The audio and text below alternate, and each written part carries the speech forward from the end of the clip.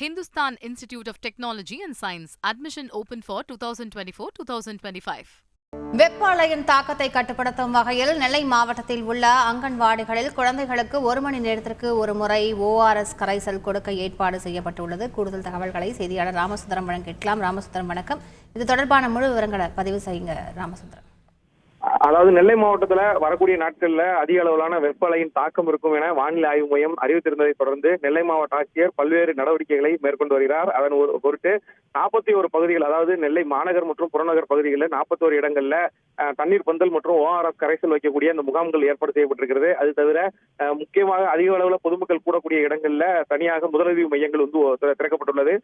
குடிசை பகுதிகளில் இருக்கக்கூடிய பகுதிகளில் அந்த தீயணைப்புத் துறையினர் அதிக அளவில் கண்காணிப்பு பணிகளை மேற்கொள்வதற்கு அறிவுறுத்தப்பட்டிருக்கிறது. இந்த நிலையில அங்கன்வாடிகளில் பயிலக்கூடிய அந்த குழந்தைகளுக்கு 1 மணி நேரத்திற்கு ஒரு முறை ORS கரைசல் கொடுப்பதற்கான அந்த ஏற்பாடுகளை செய்யப்பட்டிருக்கிறது.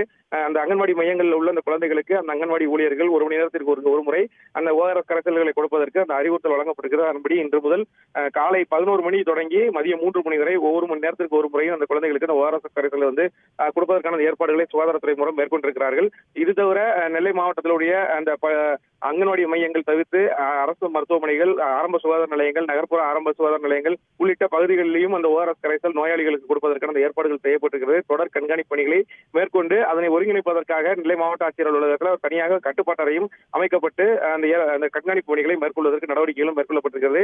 குடிநீர் தட்டுப்பாடு இருந்தால் அதற்கு தொடர்பான புகார்களை தெரிவிப்பதற்கு தனியாக வணக்கம் நெல்லை என்ற அந்த கட்டுப்பாட்டு மையத்திற்கு தனியாக ஒரு கட்டுப்பாட்டு தொலைபேசி எண்ணும் கொடுக்கப்பட்டு கண்காணிப்பு பணிகள் மேற்கொள்ளப்பட்டு வருகிறது.